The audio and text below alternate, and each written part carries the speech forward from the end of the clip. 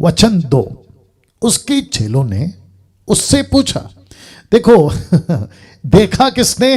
यीशु ने। पूछा किसने? चेलों ने। रिपीट करूं, देखा किसने? यीशु ने।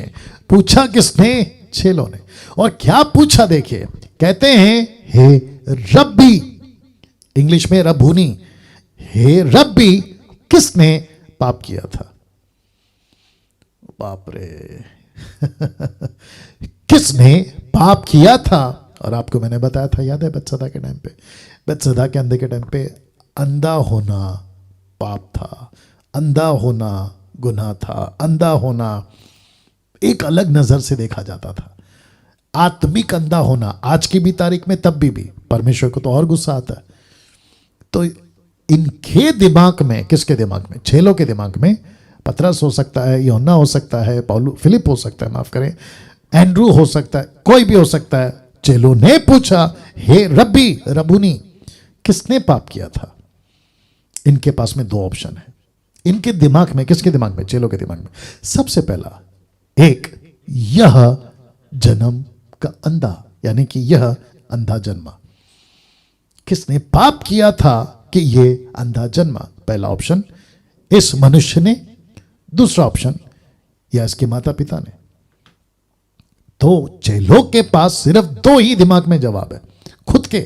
पूछ खुद भी रहे हैं और बता खुद भी रहे हैं वापस आता हूं कि खुद ही पूछ रहे हैं और खुद ही जवाब दे रहे हैं कि हे रब्बी, किसने पाप किया था कि यह अंधा जन्मा? एक इसने, यानी कि इस मनुष्य ने, और दूसरा इसके माता पिता ने। अब आप लोग शायद नहीं समझे, मैं आपको डेप्थ में ले जाता हूं, गहराई में। देखो, चेले और उस वक्त के शास्त्री फरीसी और उस वक्त का वातावरण या लोगों की मेंटालिटी, ओपिनियन, विचारधारा ऐसी थी कि मनुष्य पैदा होकर, बड़ा होकर पाप करे, वो समझ आता है। लेकिन यहां पे पढ़ने पे लगता है कि ये अंधा पैदा ही हुआ, उसके बाद ये नहीं कह रहे कि इसने पाप किया, कहते हैं कि ये अंधा जन्मा क्योंकि इसने पाप किया। कैसे पॉसिबल है कि एक बच्चा जो पैदा भी नहीं हुआ और पापी घोषित हो गया?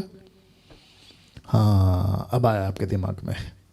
वो बात अलग है कि हम सब आदम की संतान है, आदम का बीज हम सब में, तो जो आदम से निकलता है वो पापी है। तो इसको ऐसे क्यों कह रहे हैं कि ये अंधा जन्मा और ये पापी है? कैसे पॉसिबल है? तो उस वक्त में ऐसी सोच आ गई थी।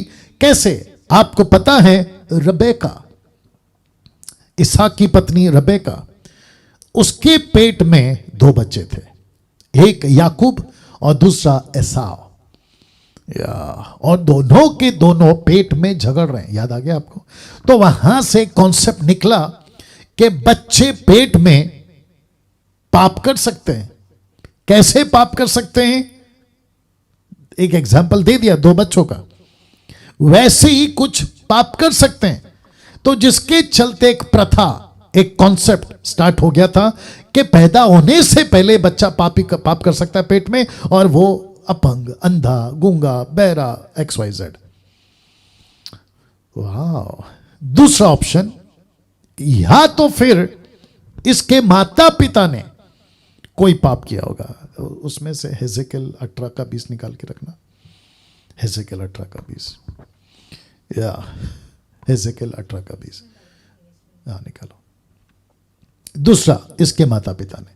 तो इसका मतलब है कि माता पिता ने कोई ऐसा पाप किया होगा जिसके चलते जब इनके पेट में, मां के पेट में जब ये बच्चा आया, तो उसकी सजा इस बच्चे को मिली, और जिसके चलते ये बच्चा जो है अंधा पैदा हुआ, और ये इसका पाप है। तो चेलों के दिमाग में, शास्त्री फरीसियों के दिमाग में, और उस वक्त के युग के लोगों में एक ही बात थी, ये अंधा पैदा हुआ। दो कारण है, एक इसने पाप किया होगा पेट में, और दूसरा इसके माता पिता ने पाप किया होगा पेट में आने से पहले, और जिसकी वजह से ये अंधा पैदा हुआ। हेजेकिएल 18 का 20 दे दो। या हाँ दोस्तों, the book of Ezekiel chapter 18 verse 20, 18 का 20 लिखता है, जो प्राणी पाप करे वही मरेगा। ना तो पुत्र पिता के अधर्म का भार उठाएगा, ना पिता पुत्र का। धर्मी को अपने ही धर्म का फल और दुष्टों को अपनी ही दुष्टता का फल मिलेगा। तो इसका मतलब यह हुआ इस वचन के मुताबिक कि माता पिता का श्राप, माता पिता की गलती, जो कि निर्गमन की पुस्तक में 20 से 25 में अगर आप पढ़ोगे, पूर्वजों का श्राप, 7 पीढ़ी तक का श्राप। तो कॉन्टेक्स्ट में पढ़ा करो बाइबल। और जितने पास्टर्स कहते हैं ना कि पूर्वजों का श्राप तुम पर आया, तो याद रखो कॉन्टेक्स्ट क्या है। निर्गमन 20 अध्याय से 25 अध्याय तक मूर्ति पूजा करने वालों को ये बोला है। जो इजरायली है ना उनको नहीं बोला है। मतलब इजरायली पाप करें उसकी नहीं है 7 पीढ़ी, जो इजरायली होकर मूर्ति पूजा करे उसको है 7 पीढ़ी। तो मूर्ति पूजा का कॉन्टेक्स्ट है वो, तो गड़बड़ नहीं करना, ठीक है ना। आजकल एक चलन चल रहा है और मुझे वीडियो जब देखता ना यूट्यूब पे तो ताज्जुब होता है कि जो अपने आप को सीनियर पास्टर बिशप तक कह देते हैं वो तक ऐसी मूर्खता कर रहे हैं। कहते हैं कि एक सभा रख रहे हैं और उसका नाम रखेंगे श्राप तोड़ो सभा। मतलब कर्ज श्राप से कैसे छूटना है उसके ऊपर एक सभा, या कर्ज ब्रोकिंग कन्वेंशन या क्रूसेड या मीटिंग, पता नहीं क्या क्या रखते हैं। तो आप सभी को बता दूं इस वचन से मुताबिक, और हेजेकियल 18 का 20 भी बता दिया, और अभी यीशु जो जवाब देंगे वो भी बता देता हूं। जब कोई मसीह में आ जाता है, बहुत ध्यान से सुनना, जब कोई मसीह में आ जाता है उसके ऊपर किसी का श्राप नहीं रह जाता, नहीं रहता। माता का, पिता का, बीच में मैं कोई एक पास्टर है जबलपुर का, नाम नहीं लूंगा, उसके पिताजी को हार्ट अटैक, तो बेटे को भी हार्ट अटैक आ गया। तो ऐसे टाइम पे कॉल करके मुझे बोलता है कि पिताजी को हार्ट अटैक आ गया, मुझे भी आ गया। वो खैर बात अलग है कि दोनों बच गए। तो क्या ये श्राप है? कैसे बोल सकते हैं, कैसे बोल सकते हैं? कुछ लोग कहते हैं कि पिताजी को शुगर था तो मुझे भी शुगर है, उसको ब्लड प्रेशर था तो मुझे भी है, उसके बच्चे पे जन्म से पहले मतलब अबॉर्शन या पेट में मर जाते थे तो मेरे जो है घर में भी बच्चे मर रहे। ये पीढ़ियों का श्राप है, इसको तोड़ना जरूरी है। और बीच में एक मूर्खता पंजाब वालों से सुन रहा था, बोलते उल्टियां करवाते, एक बैग देते हैं फिर प्रार्थना करते हैं, कहते उल्टी करो, और जिसको उल्टी हो गई बोला श्राप निकल गया। और मैं ऐसे कितनों को लाके खड़ा कर दूं कि आपकी 50 उल्टी के बाद में भी वो बंदा श्राप में जी रहा है, तब क्या करोगे? तो सबसे पहली चीज दिमाग में एक बात रखो कि अगर आप मसीह में, यीशु में, जैसा कि मैं एक प्रचार करूंगा शायद आने वाले दिनों में, कि अगर आप जीसस के बोट में हैं, शिप पानी के जहाज में, अगर आप जीसस के बोट में हैं तो जीसस की जिम्मेदारी है कि वो बोट सिंक ना हो, मतलब डूबे ना। और नहीं डूबी साहब यीशु जब तक बोट में थे।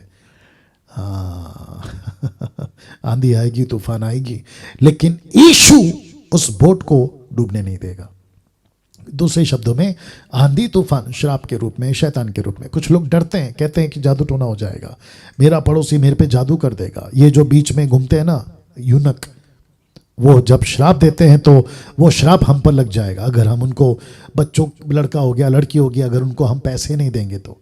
ऐसा कुछ नहीं होता साहब, ऐसा कुछ नहीं होता। जब तक आप यीशु के उस पेड़ में अपने आप को जोड़ के रखें, यही तो लिखा है ना मत्ती 7 का माफ करें 15 का 7 में, यदि तुम मुझ में बने रहो, बस दैट्स इट। आपको यीशु में बने रहना है, उसके बाद आपको कुछ नहीं होगा।